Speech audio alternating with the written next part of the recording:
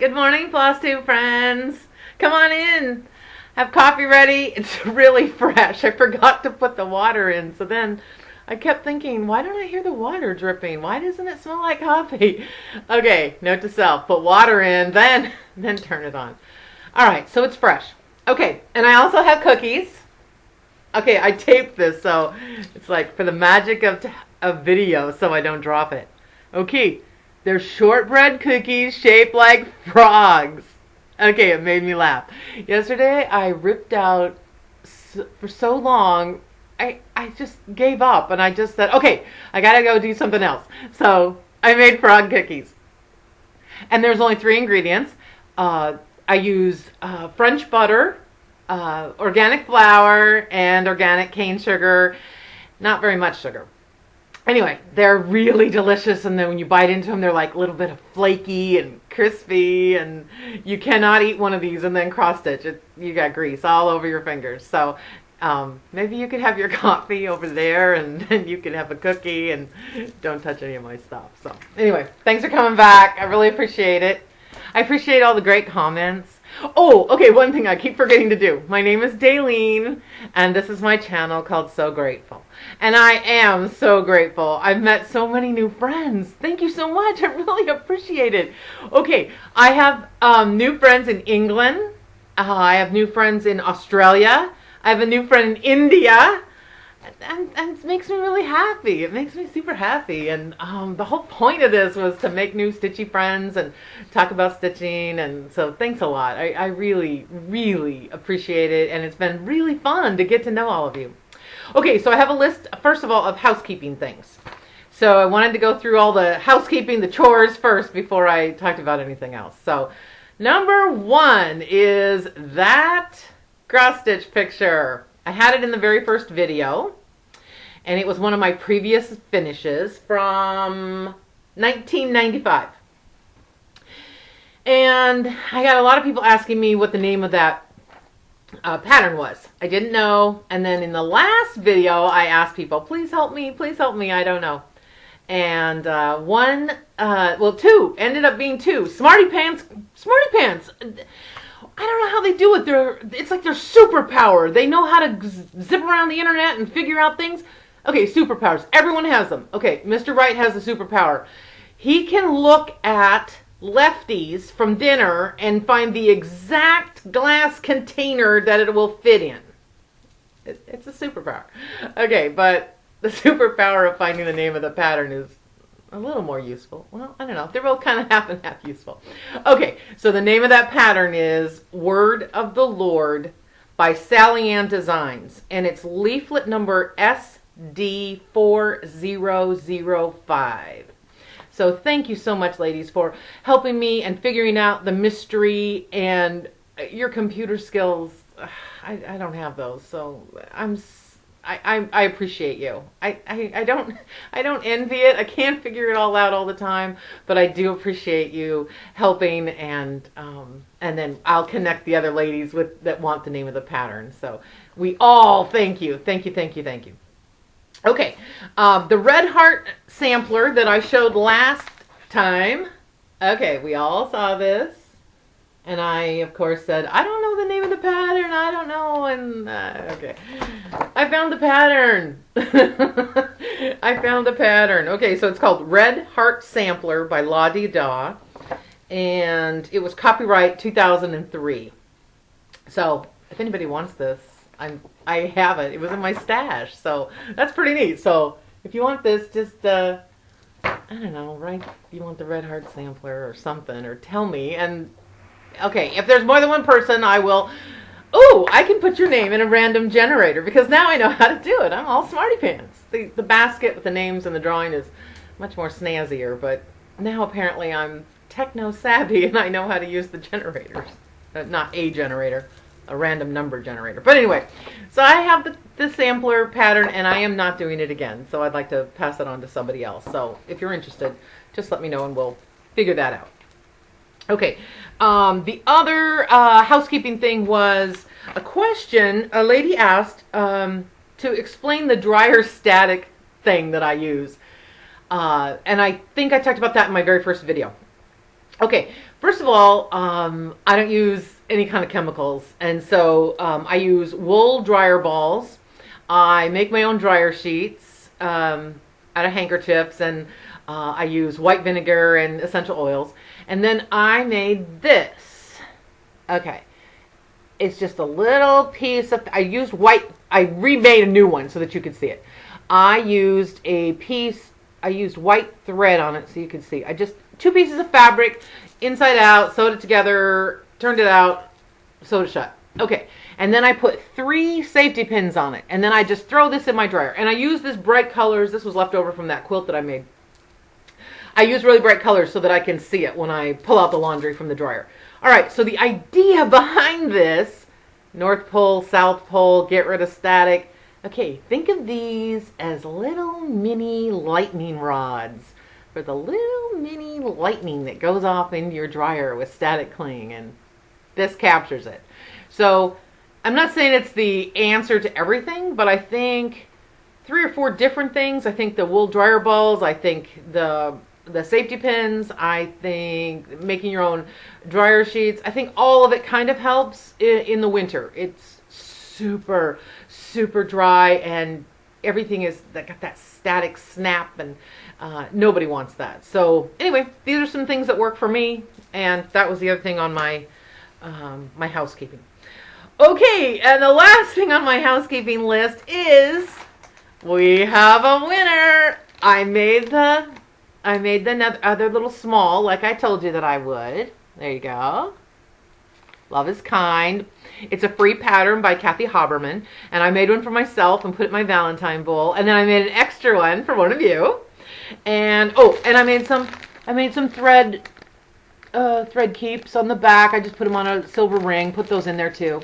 So anyway, all right. So I put on my big girl hat, and I figured out how to use the random generator. It's super easy.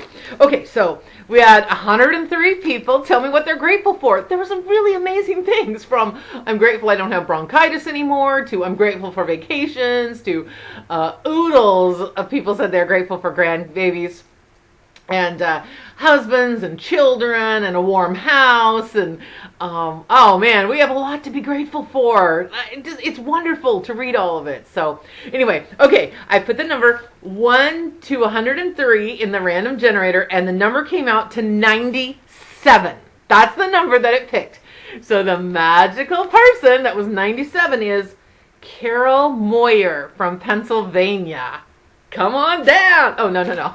I'll mail it to you. It'll be fine. Okay. I'll put a little bit of something else in there. I'll put a nice card in there.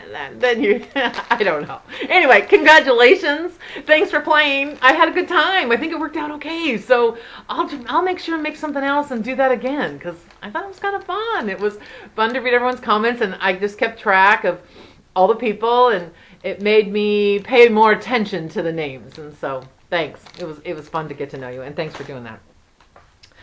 Okay, so let's see. What do we got? Okay. I have a previous finish. I do not know the name of the sampler. All right. So I have a previous finish. Uh-oh, you can see the window back there. Let's see. Solid green. I did this in 1996. I can remember where I was when I was stitching part of that green down there, because I did all the words and I outlined it. And then one of the days that we moved in the military, you're not allowed to touch anything when they pack it, I guess for insurances or whatever, but somebody has to be there. So I sat there on a rolled up carpet on the floor. It was rolled up, and I sat on that like a chair, and I stitched this green thread over and over and over. I didn't have to count anything, so it was really easy. I think this is done on 32 count. That's what it looks like. And the saying is, "O morning star, together proclaim the holy birth and praising," with a Z, "to God the King, peace to men on earth." And yeah, it was quite a while ago, but I have it hanging on my sampler wall. So, and this color looks kind of mushroomy, but I have no idea what it is. And no, I don't know the name of the sampler, but I'm sure some of you out there know the name. So if you want to know the name, let me know, and then I'll try to connect it again. Sorry, I'm getting closer to knowing all the names of the things that I have, so I promise I'll share those. Okay, so let's talk about the quilt behind me. Yeah, the quilt behind me. Okay, this is called, I called it a thank you quilt. There is no pattern. I made it up myself. The brownish tan color in each of the square, in the middle of each of the, or almost the middle of each of the squares. It's a piece of fabric that almost looks like a sweater, but it is really cotton. So anyway, okay, so I'm going to just tell you a really quick rundown of the behind the scenes story. Okay, behind the scenes. When I was 12 years old, I had a, I was trying to look very snazzy with a scarf and the matching, and it's driving me crazy. All right, let's see. I was 12 years old, and I had a major gymnastics accident. And from that moment on, I've had to have many knee surgeries. I've had 6 major knee surgeries. I've had many little ones. And finally, in 2011, they decided I just needed a whole new knee and to start over. And so I had to learn to re-walk and walk the dog and balance and drive again and all of those things. Okay, all that combined. This was a thank you quilt that I made for Mr. Wright. He did everything for me. He did all my therapy and exercises with me. He was right there with me. So it was a secret project that I worked on, and sometimes we would go for a Sunday drive, and we would drive to a quilt shop or something, and then he would say, "Okay, I'll sit in the car. I'm gonna do my work, or I'm gonna play a game or video game or something, or on my phone. You go in and look around." And so it was a huge thing for me to walk from the car to the door, open the door myself, go in, walk around, and then carry a bolt of fabric. It's extra when you're first learning to re-walk, and keep your balance. And my goal was to find different fabrics that would go with this big quilt. So I collected all the fabrics. This is machine pieced. I had to learn to use my sewing machine again. I have a foot pedal, so I had to learn to do that again. Machine pieced, and then the whole thing is hand quilted. Okay, so I had this brilliant idea that I would give it to him on my 1-year anniversary of having a new knee, to say thank you for everything that he had done for me. Okay, so I packaged it all up, wrapped it up beautiful, has a gorgeous label, and I drove to the fancy schmancy restaurant that he was taking me to for lunch. And I went there about an hour and a half before I was supposed to go pick him up at his work so we could have one car. Okay, so I went and I talked to the hotel staff and the general manager, and I got to meet the chef. The restaurant is one of our favorites, and he's a 3-star chef. Really nice, super creative. He showed me his herb garden out behind the hotel, and so all of the herbs that he uses, they're all planted right there, and that was really fun to learn about. But my idea was, I asked them if they would please take this quilt and keep it somewhere mysterious. I don't know where they kept it. And then after we were done with our lunch, would they please bring it, and I would specifically order dessert. Could they please bring it out for dessert? And they were all excited to be in on the surprise. And so I don't know, I kind of can't even remember what I had for lunch. It was kind of goofy that I was just so excited. And so anyway, we had our beautiful, we had, a little amuse-bouche beforehand. We had appetizers. We had a lovely lunch. The food was exquisite. And then I was like, "Oh, I would like dessert, please." So I need to celebrate. And so I ordered some dessert, and he's like, "Oh, okay, well, we don't normally order dessert for lunch, but yes, let's celebrate." Okay. And after we went to lunch, my goal was to walk around Green Lake. It's in Seattle. It's a 3-mile walk around the lake. And so that was my main goal, but he wanted to treat for lunch, which was lovely. Okay, so the dessert came out. The general manager, the hotel staff, everyone was so nice. And then the chef came out with this huge gift and surprised my husband. he got to open it in front of everybody, which he was very embarrassed, but everybody got to ooh and ah, and everyone learned the story of how grateful I am to have him in my life and thank him. So anyway, this is, I try to use more colors towards boy colors. I went with teals and aquas and pretend that it's blue. I don't know. Browns and dark gray, and that's a charcoal gray. It's kind of a swirl with charcoal gray with a little bit of, I mean, it's a dark charcoal gray with a little bit of light gray in it. But anyway, it was a pleasure to make, and every time I walk by it, I am truly, truly grateful for Mr. Wright. Oh, actually, while I'm looking there, that basket, this basket is the eggs that I collected this week from all of my chickens. And I thought, oh, the colors kind of match, so I thought I'd talk about it. Okay, so this week I got 19 eggs, so they're back to laying eggs again. They kind of take a break in the wintertime when it gets it's not the cold, it's the no light. Okay. So far, I've had these chickens for, well, not these particular, well, one of them, yes. The rest of them have kind of rotated. But I've had chickens for 5.5 years. And over that 5.5 years, I've collected 2,511 eggs. So anyway, I thought maybe you'd like to see the colors. Okay, so this darker color, can you see that? It's like a really beautiful brown. Some of them are a little bit lighter.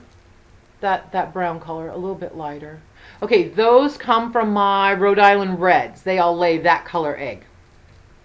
And then this color egg, this is from Dolly, and she's an Easter egger, and that means kind of like if you would go to the pound and get a mutt, a dog.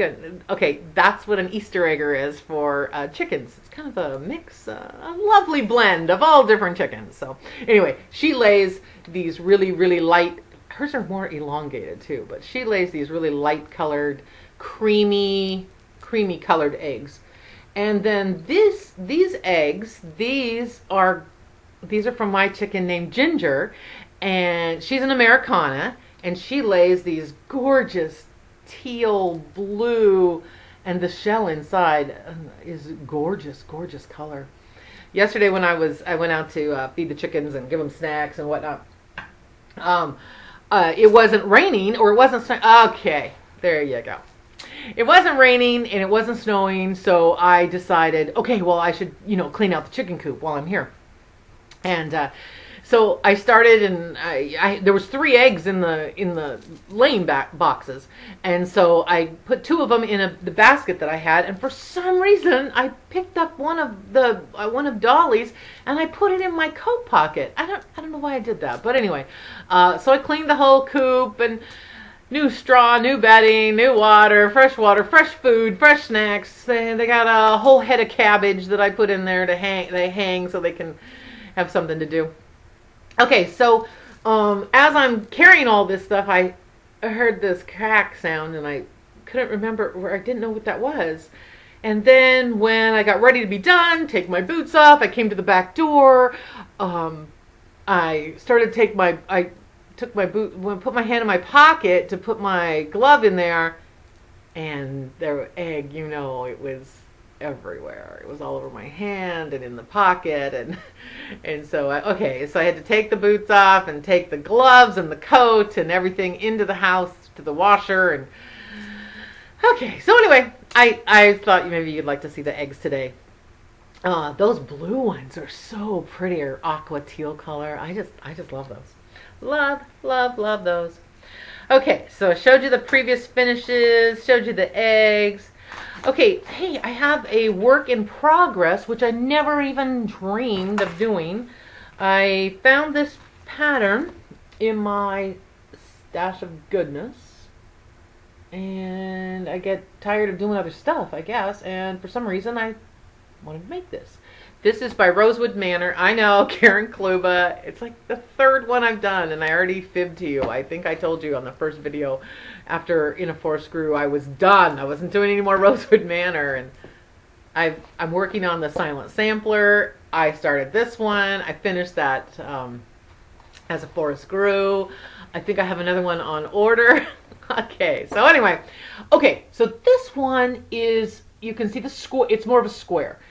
Well, I'm getting frustrated with trying to get everything framed. I like things framed. All right, so this is how far I am. Okay, and you'll notice there is no alphabet underneath those chickens. Okay, so there's a gal named Lenette at Homesteading on the Homefront, and she is really smart. She is a smart cookie. And she kind of finagles some of her samplers, some of her pieces, so they fit store-bought frames. So this was more of a square, and then I decided, oh, I'll add an alphabet to drop it down, just keep the borders the same, just drop it down a little bit so that it would fit an 8x10 frame that I could just purchase and frame it myself. So anyway, that's what I'm doing. The book, okay, we know the pattern, Nostalgia 11 by Rosewood Manor. And then this book, this is one of those books, I bought it in 1988. And it's just an alphabet book. That's all it is, just alphabets. And it's Katrina Designs. And it says I was living in Alaska at the time. So I have no idea where I got this book.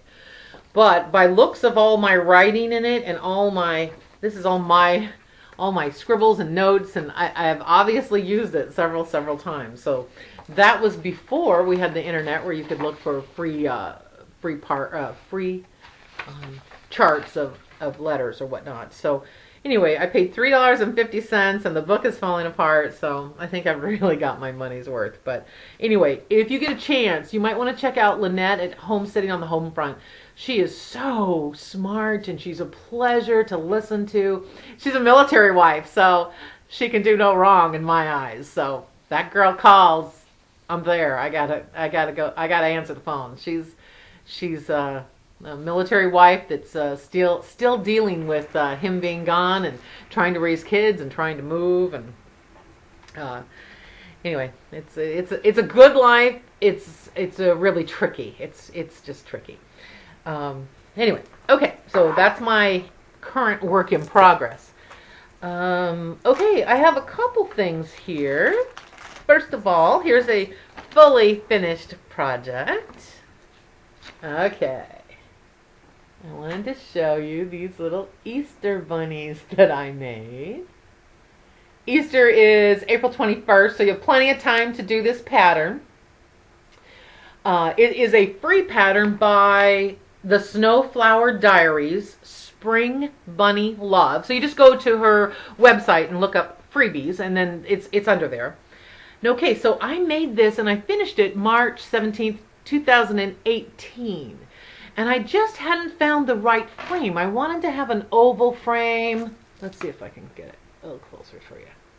I wanted to have an oval frame that kind of fit the pattern, and I really didn't want to have a mat or anything.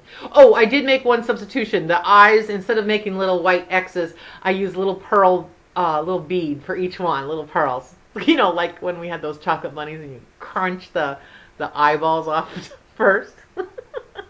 Or did you eat the ears first? One of my sisters always ate the fluffy tail first and thought it was hilarious. So anyway, oh, I love those little candy things that you pick off the eyes. All right. Anyway, okay. So I've been looking. I just finished the piece. It's on pink. It looks to be I don't know. I think that's like 22 count or something. It's really, I don't remember when I got that pink fabric, but it's kind of a blush color. Okay, and it's an even weave. Yeah, it's an even weave. All right, so I made the little chocolate bunny, loved it, and then I just put it in my box of finished things, and just kind of kept my mind open for. I knew what the diameter was, so that I could kind of keep an eye out for if I found a frame that might work for it. So one time we were walking through IKEA, I don't know, desk, chair, something, I can't remember what it was. And by the end there, they have a whole section on frames and pictures, and I don't look there, I don't know. Anyway, I spotted this frame, and guess what? it's plastic. It has, this is plexiglass, this is plastic, and it has a stand on the back of it. So this one is going to go to my granddaughters so that they can set it up in their room and have a little Easter bunny that they can see, and they get to touch it, and nobody tells them no. Everybody's happy. And anyway, it's a really charming piece. It was fun to do. I think I used all the regular colors. I might have had to change that one light pink so that it showed up a little bit more on that pink fabric that I chose. But anyway, it's a free pattern. Snowflower Diaries, Spring Bunny Love. Isn't that nice that she gives away her pattern for free for some of these? That's just so nice of them. I love that. I love some of my beautiful pieces, and I'm willing to spend the money on some gorgeous pieces. But once in a while, it's kind of fun to have something that's free or pretty inexpensive. So that's pretty nice. So anyway, okay, so that's one of my fully finished things. And one of my other fully finished things is this. Okay, I left it in the plastic because I made it into a little package just for me. That's how I'm storing it. Okay, so I'll take it out real quick so you don't have to listen to the crinkling. And I wanted to tell you what this was. Okay, so I took some pictures of some of my cross-stitch things. Okay, first of all, I bought some cards and envelopes at, I think it was Joann's. Okay, so it came with the plain envelopes and these plain cards. Well, they didn't have the writing on the back. There you go. It was a plain card. Okay, so then I took pictures of some of my cross-stitch pieces, and I had them printed at the drugstore, Walgreens. These cards ended up costing 32 cents each. So by the time okay, so the stationery was $3.99. And then I waited till it went on sale, 40% off, and I bought a package. There was 12 cards and 12 envelopes. And then I had some pictures printed. I just did it online and went and picked them up. And it's been a learning curve for me. So I had to take a picture with a bigger outline and then use the program online to, cut it down. So I just printed off the pictures of my different pieces of stitchery. I used these little foam button things. They're like to put the picture on. And then, but honestly, I ran out of some of those, so I just used those corner picture things. I don't know what you call those. Corner picture sticker things that you put a picture in, and put that on the front. And so on the back of the cards, I wrote down cross-stitch, the name of the pattern, or cross-stitch by me with my name on it. Okay, so I printed all those. And then I used, this is the Coffee Saves Lives sampler. I printed it in sepia tone and then put it on the cards. And then I just put a little sticker on the back. And I put a little sticker with my name, and then I put the name of the pattern on it. So then I can use those as some greeting cards. It ended up being 32 cents each. So that's pretty neat. So I wrapped it up in a pretty ribbon and put it in the package so it looks like, to me, when I walk in my sewing room, then I have a whole stack of cards that I can use when I have to, or want to, write to some stitchy friends and stuff. So maybe you could take some pictures of the things that you have, and then we can make cards and trade them so people can see each other's work. I think it's a fun thing to do. It won't cost that much. So it'll be under $5 for you to have 12 cards, or maybe you want to make some, tie a fancy ribbon around them and put a stamp on each one of them and give that as a present to somebody. That would be a really lovely present. So anyway, that's kind of a fun, inexpensive thing. Not everything has to be super expensive that we our projects that we do. So okay, the other thing on my list is I wanted to talk to you about a couple of Flossy girls. I like calling them Flossy girls and guys, Flossy girls and gents.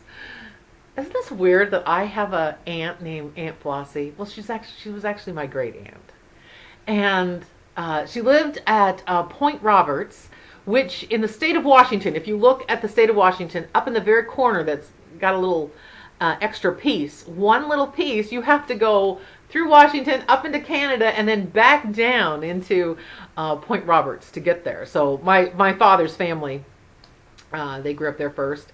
or some of them were born there, and then they moved like right into the main part of Washington. But anyway, everybody kind of, I don't know, the adults always talked kind of silly or kind of behind their hands when they talked about Aunt Flossie, and she had this, wild hair, and maybe that's why I liked her. I don't know. Anyway, she lived right on the beach, and everyone said she was a little bit goofy. I think it was their way of saying crazy. I don't know. And so one time we were walking on the beach, and I asked her, I said, how come everyone says you're crazy? Why do they say you keep all the hamburger in your freezer? And she said, I do. And I said, what's it for? You don't eat hamburger. And she said, well, I walk to the supermarket once a week, and I buy enough hamburger, and then I make little patties, and that's what I give to my dogs. So every day they get to have a hamburger with all the extra vegetables or things that she had, or fish, or what have you she was eating. And so her whole freezer, this little freezer above her regular refrigerator, was full of these little hamburger patties that she made every day. It didn't seem that crazy to me. So, okay, well, we'll have to talk about her driftwood thing another time, maybe. Oh, I can tell you now. Okay, so she took a walk on the beach every single day. And she found the most beautiful piece of driftwood every single day. She picked her favorite, and she would bring it home. And so she lived there for years and years and years and years. And every day she brought home a piece of driftwood. So you can imagine it was nice probably the first couple weeks. And then it started to fill up. And she ended up buying the house next door to her and moved there because she kind of ran out of room because of all the pieces of driftwood. So she was just an eccentric gal, and okay, so there you go. So she might have been just more fancy, and I don't know. We call her name is Aunt Flossie, and actually, when we look through family history, there's not a lot of people that know her real name. Everyone still kind of thinks her name is Flossie, so I don't know if that's her real name or not. But anyway, okay, so I just wanted to talk about a couple people on Floss Tube. I already talked about Lenette and Homesteading on the Homefront. You're going to love her. And she has a little girl, or she has two little girls. Sometimes they're on there showing their cross-stitch pieces. So I think that's pretty inspiring for some other young kids. They would love that. Okay, Olivia at Pumpkin Hollow Quilts. Oh, she does some beautiful things. A quilt she just showed, I think it was on her latest Floss Tube. Oh, it's really fun. It's one of those that you do a block a month, and finally at the end of the year, it's just it's yummy. It's colorful. It's just, your eye is swirling all over it. It's beautiful. But anyway, she does some beautiful cross stitch, and really lovely color choices. She has an eye for color, and just really good smile too. You'll like her. I really like her. I kind of want to just sit at her house and have a piece of shortbread and a cup of coffee, and I just want to listen to her and look at all of her cross stitch. So I think you'll enjoy her. Go check her out, and time well spent. Let's see. There's a new floss tuber I found. Her name is Angel. That's her real name. That's sort of neat. Her channel is called The Elegant Thread. I believe she has a Etsy shop. I think so. And she's just, she's learning to sew. She's making project bags. She bought a sewing machine to do that. So, wow, hats off to her. And she just made a pin keep drum, and she did a really nice job. It's really primitive and very inspiring, and she has a really upbeat personality, and I think you really like her. I think you'd enjoy visiting with her. Oh, Carolyn, she's at CZookstitch. I'll write them down below just in case you didn't quite catch it. Anyway, she's really, really intelligent. I think she took a break from cross-stitching for a few years, but then she came back to it. And I think she films in her sewing room, so she's slowly getting it all in order of how she wants it. And she's got one of those organized minds, so I love listening to her, and she has a great smile, and it's just such a pleasant visit when you're with her. She seems like a really kind, considerate, nice person, and she speaks really clearly. You can understand her, so that'd be another one that I would highly suggest. Okay, and the last one on my list for today, her name is Melanie at Yarns&Threads, and wow, she does a lot of everything, but she's so good at it. She's a beautiful knitter. Oh, her cross stitch is gorgeous, and she's fun to listen to. She always has things in the background to look at, and it's a pleasure. She just has such a kind spirit, and she just seems like somebody you want to go have. Let's go to lunch and split a sandwich, and I don't know. I just love listening to her.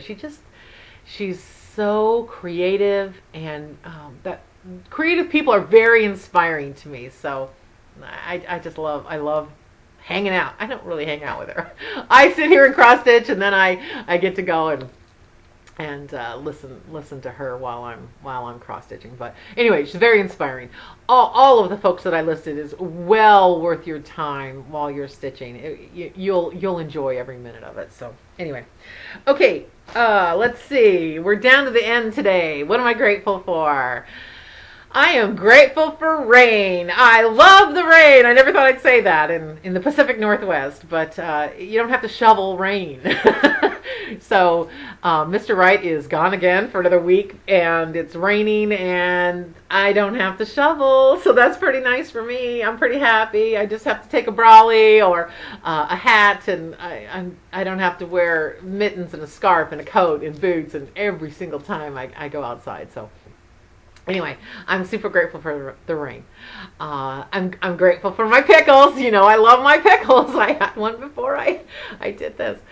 And there was there was a question that somebody asked me, which was very flattering and very nice. What do I do to take care of my skin? Again, I don't use any chemicals, and I make this. I'm grateful for this little jar of goodness that I make. I called it Splurge.